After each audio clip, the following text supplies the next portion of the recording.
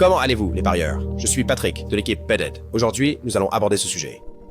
Certains d'entre nous ont commencé à devenir un peu méfiants envers ces gens et ont simplement commencé à poser des questions. Il n'a pas fallu longtemps pour que nous soyons ciblés par un réseau en ligne assez important de personnes qui essayaient de nous pirater, de nous doxer et des personnes comme, il n'a pas révélé son véritable nom, mais des personnes comme Red Panda Koala ont été doxées sur Internet.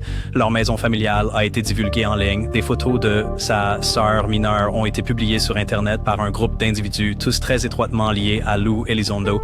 Il y a un vieux dicton que nous avons. En premier lieu, vous niez catégoriquement toutes les accusations. Vous ne reconnaissez absolument rien et ensuite vous formulez une contre-accusation.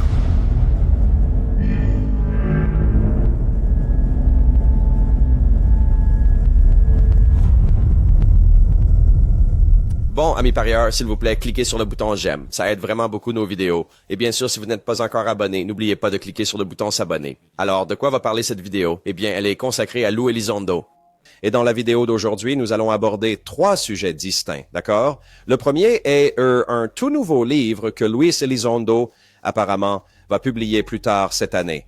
D'accord? Nous avons des informations présumées à ce sujet, ainsi qu'un tweet que Lou Elizondo a publié et que je pense que vous trouverez absolument fascinant. Et troisièmement, nous allons aborder les commentaires que le chercheur en ovni Jay Anderson a fait dans l'émission de Joe Rogan pendant la pause des fêtes. Alors, la première chose dont nous allons discuter aujourd'hui, c'est le nouveau livre de Luis Elizondo. Et si vous vous en souvenez bien, Luis Elizondo avait déjà sorti un livre auparavant. Il s'appelait Imminent. Et selon ce podcast sur les ovnis, d'accord, il a publié un tweet qui disait ceci, exclusif.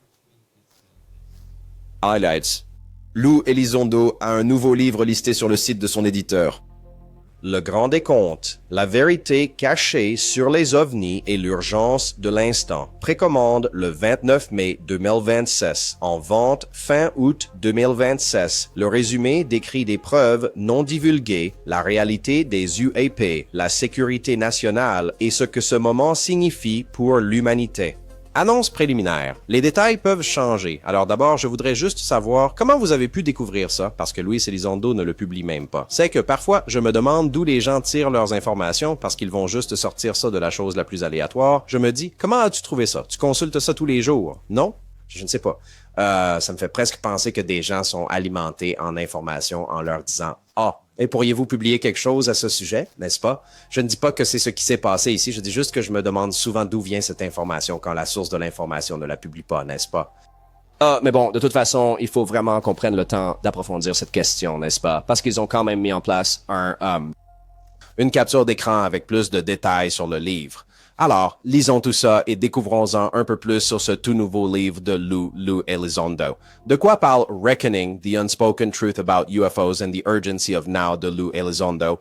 Un ancien initié du Pentagone révèle la vérité cachée sur les ovnis et pourquoi l'humanité ne peut plus se permettre de détourner le regard.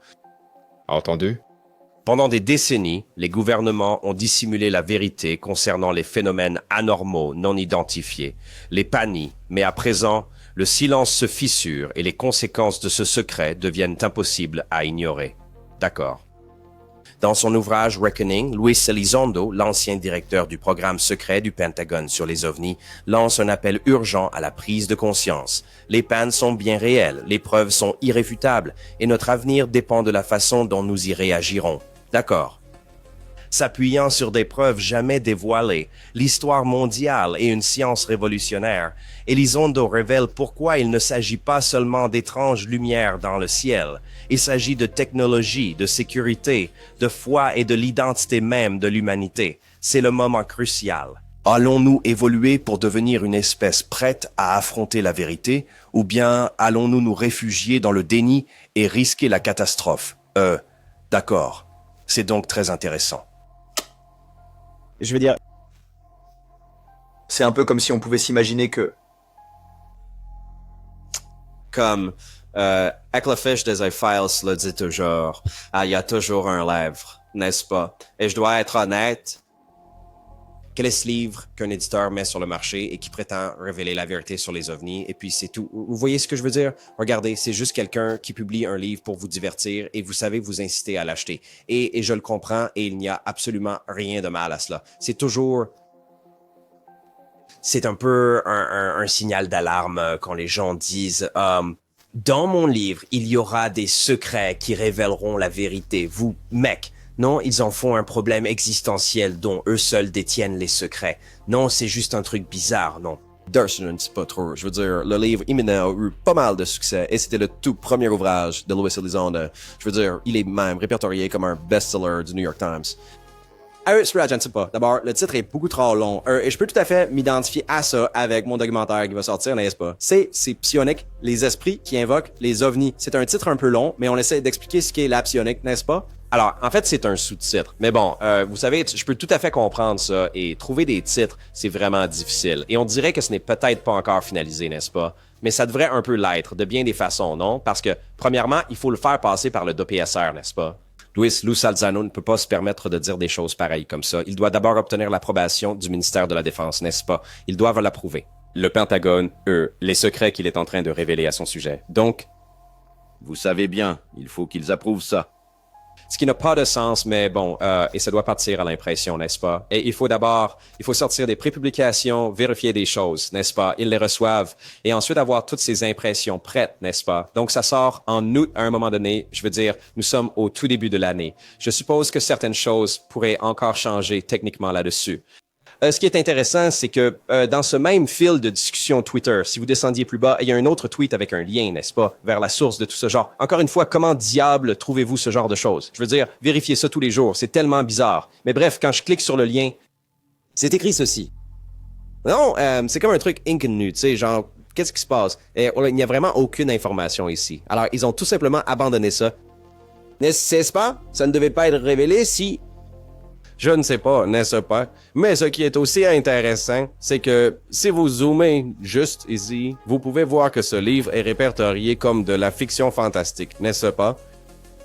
Parce que, encore une fois, il faut bien lire les petits caractères de tout ça. Vous savez, ce livre va être publié en tant que fiction fantastique, n'est-ce pas?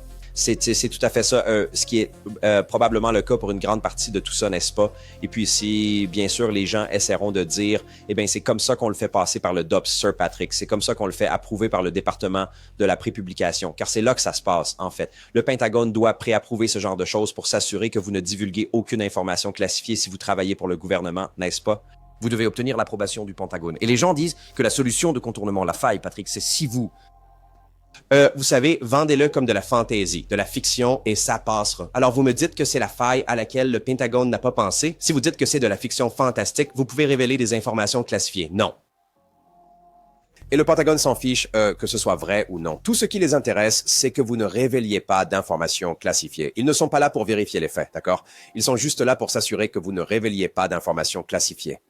Ce n'est pas parce que quelque chose est approuvé que cela signifie que ce sont des faits. Non, ce n'est absolument pas le cas, n'est-ce pas? Et encore une fois, tout cela tourne autour du divertissement. Et c'est tout à fait acceptable. Je dis que c'est juste pour le divertissement. Non, au bout du compte. Parce que qu'est-ce qu'on fait d'autre ici? Il y a un ovni que je peux aller voir? Non, n'est-ce pas? Il y a des corps d'extraterrestres que je peux aller voir dans un musée? Non. N'est-ce pas? Alors, qu'est-ce qu'on fait ici? Tout cela n'est que du pur divertissement. C'est juste que lorsque les gens refusent de l'admettre, ils le vendent comme si ce n'était pas du divertissement, n'est-ce pas? Bien sûr, il y a l'urgence, ce sentiment que tout se joue maintenant, la catastrophe, n'est-ce pas? Tous ces grands mots destinés à provoquer en vous l'émotion que c'est la fin, n'est-ce pas? Je pensais que l'imminent, c'était la fin. C'est imminent et rien ne s'est passé. N'est-ce pas? Tout ce qui est censé sortir et changer les choses, faire bouger les lignes, n'a absolument aucun effet. Pas vrai? L'ère de la divulgation va apporter la divulgation.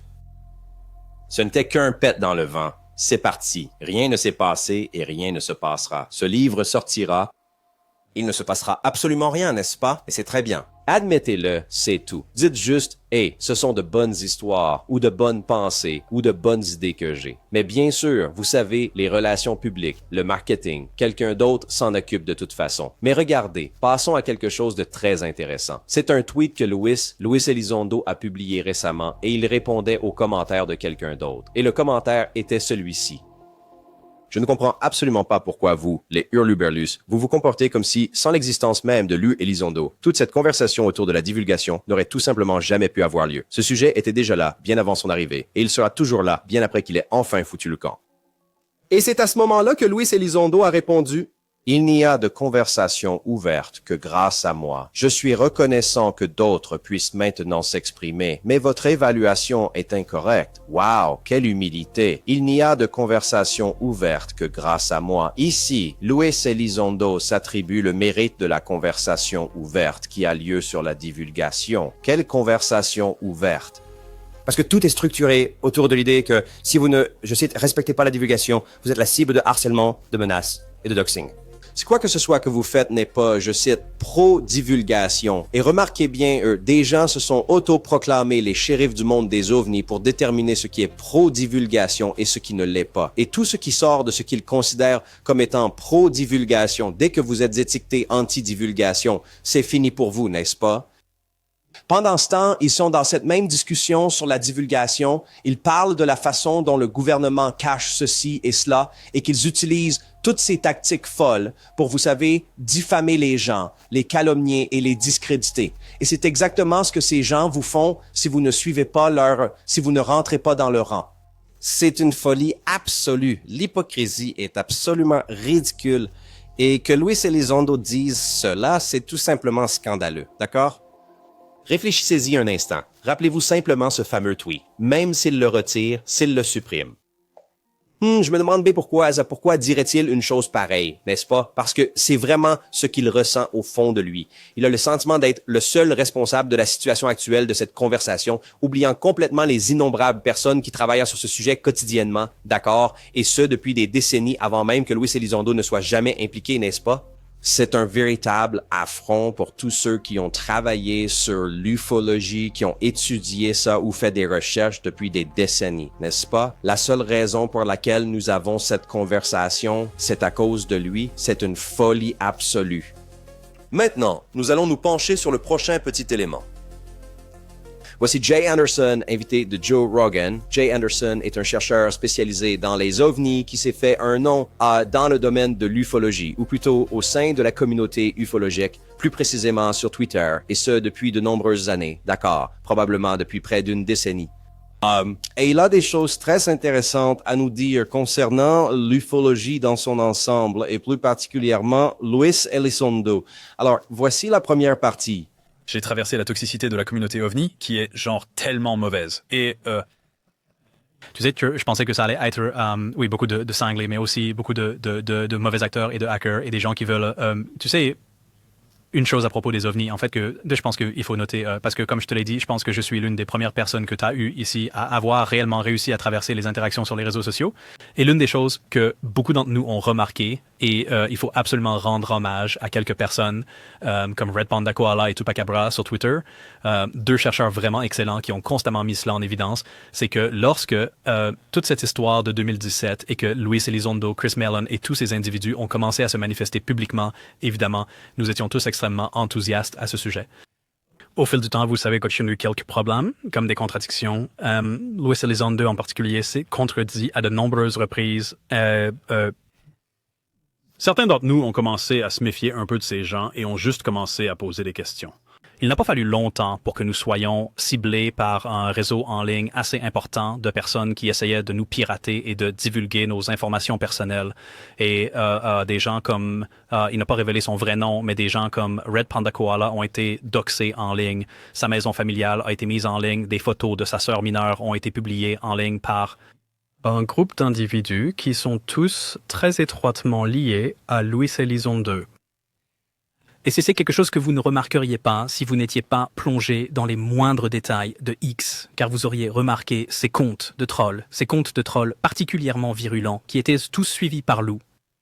Et quand leur compte était bloqué puis réactivé, Lou était l'une des premières personnes à les suivre. Certaines personnes ont maintenant témoigné à propos de ce groupe et ont révélé des captures d'écran de messages privés où elles sont en conversation privée avec des gens comme Lou et Gary, et vous savez, certains de ces autres gars avec qui j'ai été en contact très tôt, vraiment très tôt.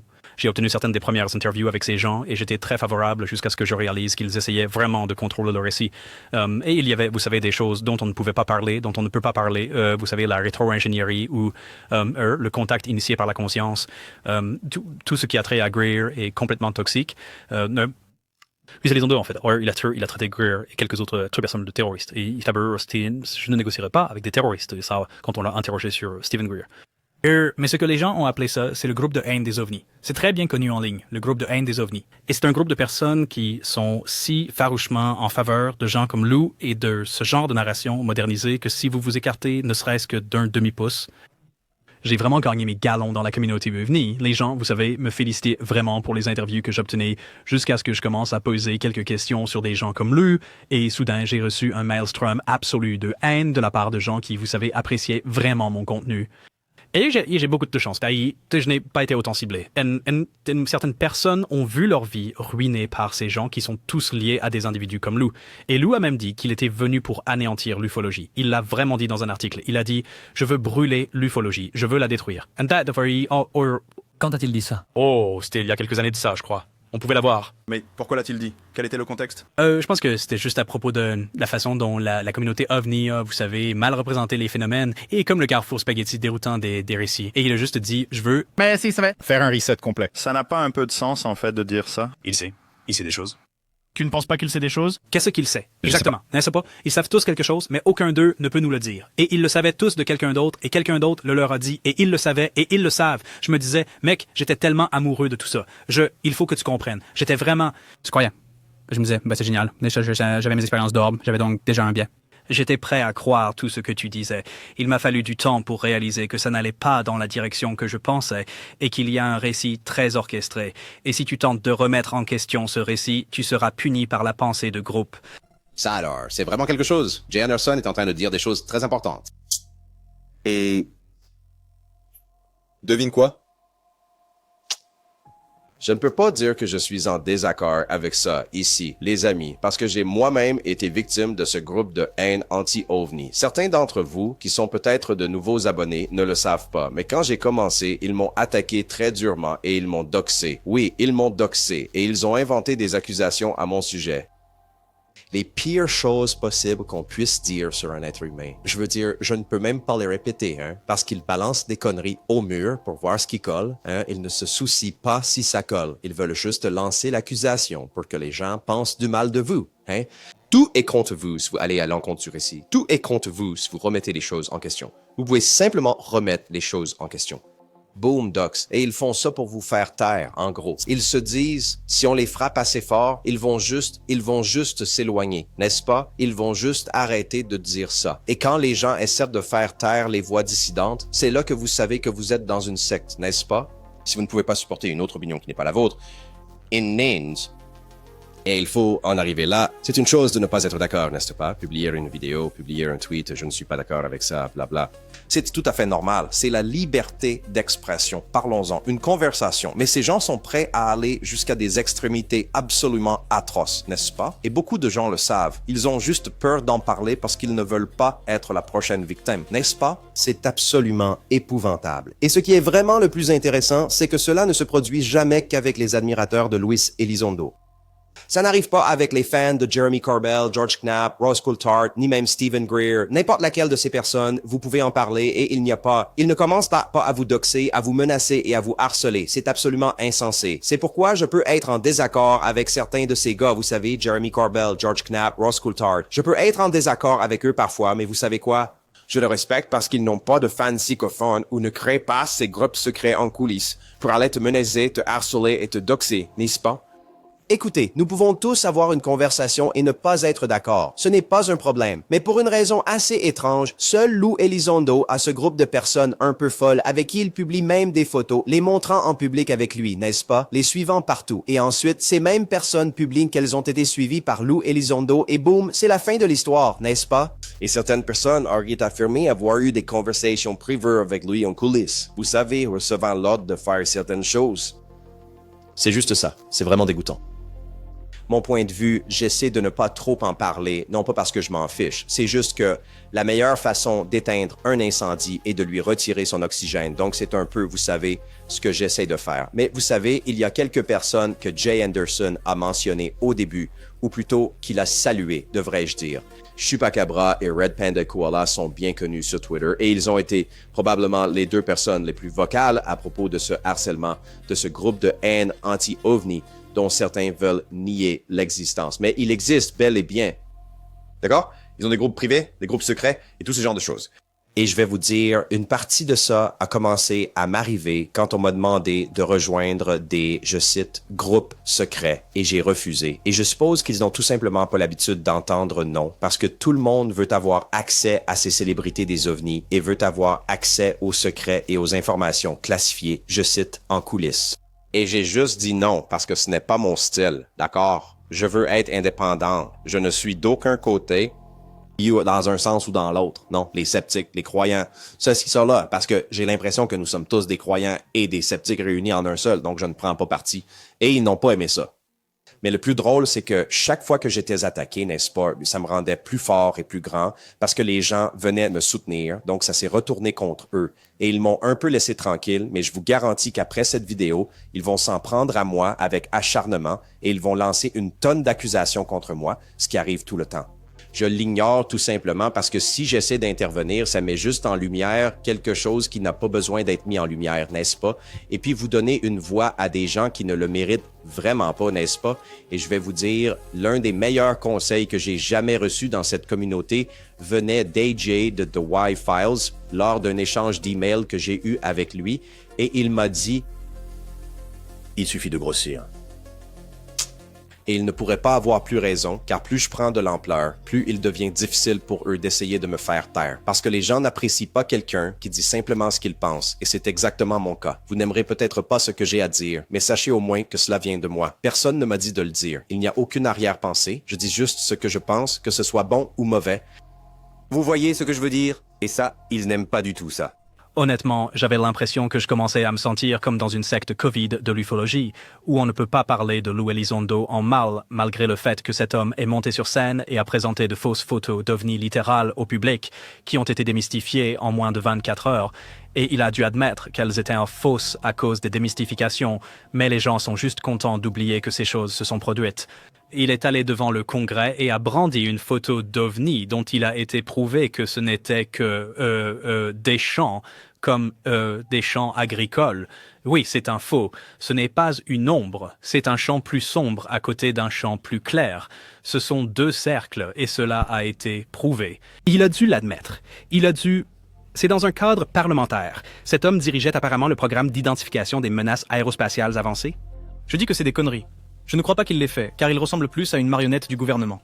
Permettez-moi d'intervenir à ce moment précis. C'est la toute première fois que Vetted est mentionné dans l'émission de Joe Rogan. C'est une capture d'écran d'une diffusion en direct que j'ai réalisée de cet événement particulier qui s'est déroulé en mai 2025. Et Lou Elizondo aurait obtenu cette photo quelques heures avant ça, vous savez. C'était une audition parlementaire non autorisée, n'est-ce pas? Ils ont eu une audition là-bas à Washington. Vous savez, une audience et des membres du Congrès étaient présents, n'est-ce pas? C'était organisé par le Fonds de divulgation ou une organisation similaire dont Lou Elizondo faisait partie et qui l'animait en quelque sorte. Et il montre juste cette photo. Ça n'a pas été vérifié, juste en montrant ça. Alors attendez une seconde. Vous allez juste montrer. Il a montré une photo, cette photo-là. Toutes ces années où il a été impliqué, tous ces secrets qu'il détient, et il décide que la seule photo qu'il montre est quelque chose qu'il vient de recevoir quelques heures auparavant, n'est-ce pas? Et puis, qu'est-ce que ça s'avère être? Des cercles d'irrigation. Internet l'a découvert littéralement en genre 30 minutes. Ils avaient trouvé la longitude et la latitude exacte de l'endroit où c'était, n'est-ce pas? C'est absolument ridicule. Mais je tenais juste à dire... Salut, merci Jamie d'avoir montré ça et d'avoir présenté Vetted. Je suis dans le petit coin en bas, donc c'est ma première petite apparition. Et là, il ne parle pas de Vetted ou quoi que ce soit, mais j'ai trouvé ça drôle que ma capture d'écran de mon live Vetted ait été mise sur cette partie-là. Et il a l'impression d'être quelqu'un qu'on enverrait faire ce qu'il admettait faire, du contre-renseignement. C'est un spécialiste du contre-renseignement, de l'antiterrorisme et du contre-espionnage. Je ne suis pas un spécialiste des ovnis, je suis un spécialiste de l'antiterrorisme et du contre-espionnage. Et Jay a tout à fait raison, c'est un spécialiste du contre-espionnage, et Lou Elizondo l'admet très clairement. Il a même affirmé dans le podcast Area 52.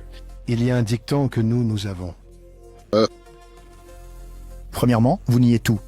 Vous n'admettez rien, puis vous faites des contre-accusations. Hein? Et cette citation m'est toujours restée en tête parce qu'il est assez intéressant de voir que c'est la même tactique que les personnes qui soutiennent Lou Elizondo semblent employer. Maintenant, je ne dis pas que Lou Elizondo est au courant de tout cela, mais il serait assez naïf ou ignorant de sa part de ne pas être conscient de ce qui se passe, je cite, en son nom. Parce que, pour être honnête, si cela était fait en mon nom, je serais là à dire des conneries. J'y mettrais un terme. Si des gens menaçaient, doxaient, harcelaient des personnes sous l'égide de Vetted ou au nom de Vetted en mon nom pour me défendre. Je ne permettais absolument pas cela. C'est donc quelque chose d'assez inhabituel, surtout venant de quelqu'un qui parle avec tant d'éloges de l'honneur et de l'intégrité et de tout ça. C'est une blague, n'est-ce pas? Et beaucoup de gens voient clair à travers ça. Ils en parlent en coulisses. Tu sais, je n'ai pas rencontré un seul créateur de contenu que je respecte et qui apprécie Lou Elizondo. N'est-ce pas? Cela n'arrive que sur Twitter. Parce que si vous lisez les commentaires de Reddit ou ceux de YouTube, les gens peuvent percer à jour toute cette grande façade. Il fait aussi partie de ceux qui réclament l'amnistie, pas vrai? Oh, c'est vraiment surprenant. Oui, exactement. Je suis tout sauf surpris. Oui, non, il l'est. Genre, tu sais, je suis tout sauf surpris. Il dit ça dans le... Parce que beaucoup d'entre eux le disent. Je veux m'assurer qu'il l'a vraiment dit à l'ère de la divulgation de Q. Je vais être parfaitement honnête avec toi, Joe. Je ne l'ai même pas putain de regarder parce que je ne suis plus intéressé par cet aspect du sujet OVNI. J'ai été échaudé par ces types. J'ai eu Gary Nolan qui m'envoyait des emails du genre « Pourquoi tu n'es plus dans l'équipe? Pourquoi tu ne peux pas être un joueur d'équipe? » C'est comme si vous me disiez littéralement que je ne peux pas dire ma propre putain de vérité. Vous me censurez et dites que je ne suis pas un joueur d'équipe juste parce que j'ai des questions. De quoi te censurait-il? Quoi en particulier?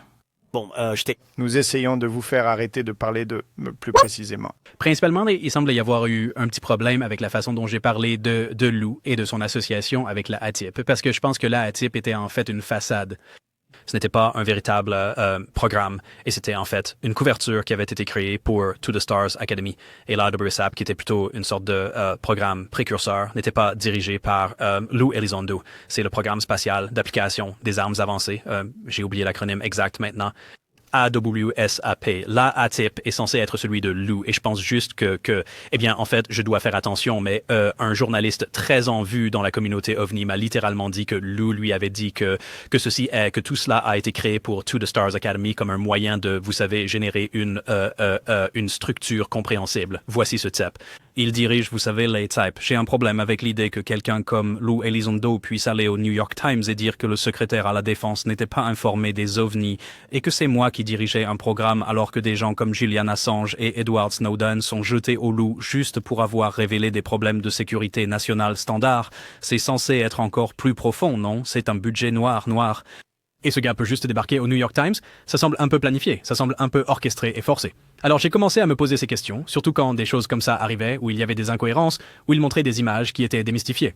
Je me suis dit, mais qui est ce type? Vous savez, qui est ce gars, vraiment?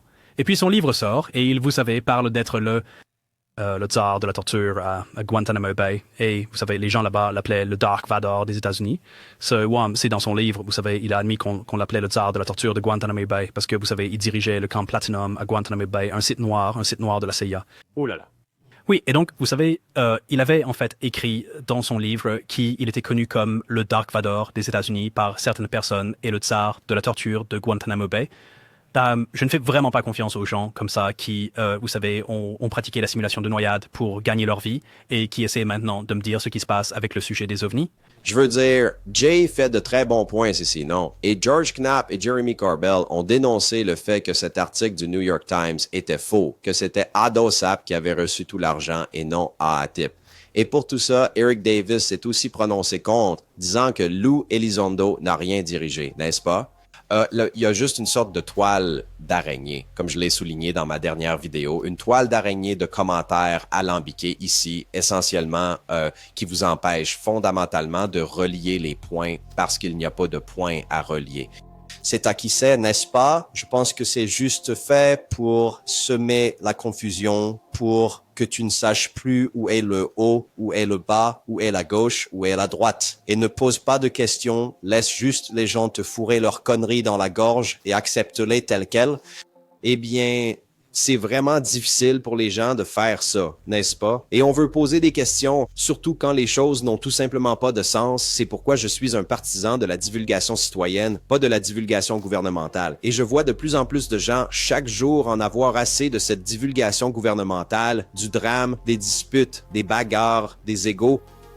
C'est n'importe quoi. Plus personne ne s'en soucie vraiment, n'est-ce pas? Et les seules personnes qu'ils peuvent blâmer pour cela, ce sont eux-mêmes. Or, ce qui est très intéressant, c'est que Lou Elizondo a été surnommé Dark Vador, et cela figure dans son livre Imminent, parce que devinez comment David Grush a appelé Dick Cheney. Malheureusement, le vice-président Dick Cheney, aujourd'hui décédé, le Dark Vador en personne, il n'est pas surprenant qu'il ait été impliqué dans tout cela. Et en fait, quand il est parti en 2009, ce fut la dernière fois que ses activités ont vraiment eu une direction centrale. Oui, Dark Vador, et je ne sais pas, mais j'ai le sentiment que Lou Elizondo et David Grush ne s'entendent pas vraiment, même si Lou Elizondo aime beaucoup faire l'éloge de David Grush en public. Et c'est une sorte de psychologie inversée, n'est-ce pas? C'est comme dire, je le loue en public, je n'ai absolument aucun problème avec David Grush. Oui. Bon, c'est comme sérieusement, qui peut bien se laisser berner par des choses pareilles, encore une fois? Les gens de secte, des adeptes, c'est eux qui se font avoir, non? Et ensuite, ils font vos 4 volontés, et vous avez une dénégation plausible, n'est-ce pas? Et tout ça, une grande partie est alléguée, non? Alors, je dois m'en tenir là, légalement, parce que je suis sûr que des gens vont m'attaquer pour cette vidéo, et je m'en fiche. Non? Fait, il y a beaucoup de gens qui ont été harcelés, menacés, dont les informations personnelles ont été divulguées et qui n'ont aucune plateforme. Juste une personne ordinaire, lambda, qui regarde cette vidéo qui est sur Twitter et qui a vu sa vie complètement bouleversée par ces sycophantes de Lou Elizondo, n'est-ce pas? Et encore une fois, si Lou est impliqué, je ne sais pas. Mais il y a clairement des gens qui font beaucoup de sales coups au nom de Lou Elizondo. Et encore une fois, comme je l'ai dit, ça n'arrive avec personne d'autre. C'est intéressant. Alors, ces gens n'ont pas de plateforme. Ils ne peuvent pas s'exprimer. Ils sont réduits au silence. Eh bien, c'est pourquoi les personnes ayant de plus grandes plateformes doivent s'exprimer, vous savez. Et je suis content que Joe ait abordé ça chez Joe Rogan. Et je suis content que Joe Rogan ait eu cette conversation. Il a un peu incité et posé des questions et je pense que c'est juste. Mais il n'a pas retiré ça de la vidéo et tu vois ce que je veux dire? Il était tout à fait à l'aise d'en parler, n'est-ce pas? Et il savait bien que Lou Elizondo n'allait probablement pas être content de ça, mais si tu as déjà suivi Joe Rogan comme moi depuis plus d'une décennie, je regarde Joe Rogan. Je suis un fan de la première heure de Joe Rogan. Je parle de 2014, ça remonte à très loin. Je suis le podcast de Joe Rogan. Il m'a inspiré à me lancer dans le podcasting. Il est prêt à parler de n'importe quoi et à avoir une conversation. Vous n'aimerez peut-être pas ça, mais c'est ce que j'adore chez Joe Rogan. Il est prêt à en discuter, n'est-ce pas? Alors, nous allons continuer. Posons-nous la question suivante. Quel serait l'objectif de vouloir obscurcir le récit si l'on souhaitait qu'un agent du gouvernement se manifeste publiquement et présente ce que vous décrivez comme une fausse révélation, comme une divulgation entièrement orchestrée par le gouvernement? Quel en serait le but? Qu'est-ce que tout le monde demande, Joe? De l'argent. Demandez l'amnistie. Amnesty. Et ce qui se passait avant cela, c'est que vous aviez quelqu'un comme Stephen Greer qui disait simplement « Ces gens-là doivent aller en prison ». Et c'était la seule grande voix qui comptait dans la communauté OVNI avant Tom DeLonge. Eh bien, peut-être qu'ils nous ouvrent une porte vers une divulgation possible. Si on leur donne cette putain d'amnistie. Si on ne le fait pas, que se passe-t-il? Rien. Ça continue comme ça a toujours été. Il n'y a aucune véritable divulgation. Nous ne faisons qu'en parler. Ça devient complètement fou. Ça en arrive à un point où ça vous rend vraiment dingue. Genre, je ne veux même pas entendre parler de ces putains d'ovnis tant que vous ne m'en montrez pas un. Mais si c'est un vrai sujet, et la seule chose qui nous empêche d'apprendre ce vrai sujet, c'est ça. Et donc, ils essayent de nous imposer ce récit d'amnistie. Je prends le pari. De quoi est-ce que nous parlons? Je pense que, pour moi, encore une fois, en ayant vécu ça et en voyant comment ces gens agissent réellement quand on les défie, et le fait qu'il y avait des groupes absolument organisés de, très franchement, des gens assez instables mentalement qui étaient très facilement manipulés pour croire qu'ils sont importants, qui sont introduits dans ces discussions signal, ces discussions de groupes privés. Et vous savez, je suis en contact avec Lou Elizondo, je suis, vous savez, un de ces gars, j'ai été introduit. Et vous savez, ils essaient de faire... Oui, un idiot utile. Et il y en a vraiment beaucoup. Et tu sais, il y a quelques personnes là-bas qui sont des individus extrêmement sombres dont on parle, tu sais, connectés à toutes sortes de groupes sataniques étranges. Et Lou est juste là avec des selfies, genre, traînant avec ces types. Genre, c'est un type louche, je m'en fiche. Il est genre, tu sais, je suis flippé de dire ça même sur le Joe Rogan. Tu sais, il est genre, il va télépathiquement voir mon cerveau ou quelque chose. Mais en même temps, c'est un type louche. Il est louche. Mais vous croyez vraiment à l'existence de toutes ces choses-là? Mec, j'ai eu des orbes au-dessus de chez moi. Genre, ouais, comme de la rétro-ingénierie. Donc, ce que vous pensez, c'est qu'il y a une décision claire prise quelque part au sein de notre gouvernement pour brouiller les pistes et diffuser ce récit que ces lanceurs d'alerte essaient de révéler à tout le monde. L'idée est de laisser filtrer ces informations petit à petit, puis de proposer l'amnistie, ce qui constitue une part importante du documentaire de divulgation de l'agence. C'est vraiment la première fois que j'entends quelqu'un où tout le monde s'exprime uniformément sur ce sujet particulier. Oui, alors, je pense que c'est bien ça. L'objectif est de mettre en place une divulgation douce et soigneusement orchestrée qui fait de son mieux pour présenter le gouvernement sous le meilleur jour possible et leur permettre de ne pas vraiment faire face à trop de punitions pour ce qui s'est passé dans les programmes hérités. Encore une fois, si on n'avait que quelqu'un comme Stephen Greer là-dehors, il proposait quelque chose de complètement différent. Nous devons punir ces gens comme s'ils étaient des criminels. Ils ont ruiné l'humanité pendant 100 ans de progrès technologiques stagnants. Tu as été un peu irritable. Tu as été un peu irritable à ce sujet. Tu aurais dû adopter un ton un peu plus doux. Pardon? Non, mais je disais, avec lui, peut-être que s'il avait fait cela, peut-être qu'ils auraient pu... Ouais, c'est ça. Pas été si défensif. Genre, putain, ils veulent nous enfermer. Ouais, mais voilà, c'est pour ça que... Dès que vous parlez d'enfermer quelqu'un pour ses actes, il va dire « je n'ai rien fait ». Ouais. Et ils vont le redire. Mais c'est pour ça qu'ils l'ont viré, c'est pourquoi Gary Nolan, qui était d'abord avec Greer, a ensuite rejoint la Two Stars Academy, et ils ont débauché pas mal de monde de son équipe pour les amener à la TTSA. Et il est devenu un véritable paria. Vous savez, encore une fois, il exprime beaucoup de choses avec lesquelles, très franchement, je ne suis pas du tout d'accord. Mais je pense juste qu'en fait, ils ont essayé de s'emparer du récit et qu'ils avaient absolument besoin de représentants du gouvernement pour gérer cela. Il y a quelque chose de très intéressant là-dedans, non? Parce qu'il y a plusieurs choses différentes. Ici, vous savez, est-ce que Lou Elizondo est en train de sortir pour, en quelque sorte... Cela risque de provoquer une certaine confusion, n'est-ce pas? Parce qu'ils essaient en fait de dissimuler l'existence d'extraterrestres et de leur technologie tout en parlant ouvertement de ces mêmes sujets. Ça n'a aucun sens. Maintenant, pourrait-il se manifester pour aborder ce sujet afin de couvrir quelque chose d'autre? Oui, ça c'est plus logique. Et ils demandent peut-être l'amnistie pour des choses qui n'ont absolument rien à voir avec les ovnis. Vous voyez ce que je veux dire? Vous obtenez l'amnistie pour absolument tout, n'est-ce pas? Que ce soit lié aux ovnis ou aux extraterrestres ou non. Et la plupart des gens acceptent l'amnistie à cause de cette révélation. Que ce serait si énorme, c'est comme si nous devions accorder l'amnistie à ces gens parce que la révélation que nous ne sommes pas seuls et que la technologie pourrait tant aider l'humanité que nous devrions pardonner à ces gens d'avoir essayé de le cacher, peu importe ce qu'ils ont fait.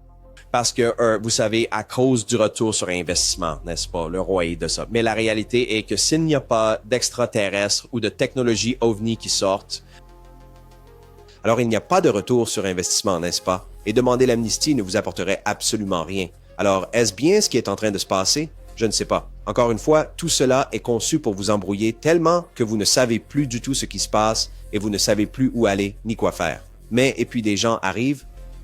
Tos. Vous savez, devant votre porte, ils disent « Corina, person ». Ah, voici ce qui se passe. Ouais, j'ai les réponses. Et c'est par là qu'il faut aller, n'est-ce pas? Je ne fais pas confiance aux gens comme ça, qui essaient de me dire qu'ils ont toutes les réponses et qu'ils savent où nous allons et ce que nous devrions faire. Vous voyez?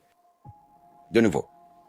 On ne peut agir de manière douteuse que si longtemps avant que les gens n'y fassent la lumière et se disent « Attendez une seconde, on est casse ». Il y a quelque chose qui ne va pas. Il y a quelque chose qui ne colle pas. Et plus les gens commencent à dire que quelque chose ne tient pas la route, ces individus ne peuvent pas s'en prendre à tout le monde. Ils peuvent bien essayer, mais cela finit toujours par se retourner contre eux. Et la bonne nouvelle, mes amis, la bonne nouvelle, c'est que beaucoup de ces sycophantes de Lou et Elizondo sont de véritables idiots et des imbéciles finis. N'est-ce pas? Donc, ils vont s'entre-dévorer, ce que j'ai déjà vu se produire en coulisses et en public. Ils sont sur Twitter. Ils se retournent les uns contre les autres immédiatement. Parce que si quelqu'un est prêt à faire quelque chose d'aussi moralement répréhensible à une autre personne et que c'est votre ami, croyez-moi, ils se retourneront contre vous à la moindre occasion. Et c'est exactement ce qui s'est passé. Maintenant, ils vont tenter de faire davantage de choses à un grand nombre de personnes. N'est-ce pas? Alors j'espère que plus de gens en parleront. Ne pas s'y attarder sans arrêt chaque jour et dans chaque vidéo, je comprends, mais dénoncer les choses de temps en temps, il n'y a absolument rien de mal à cela.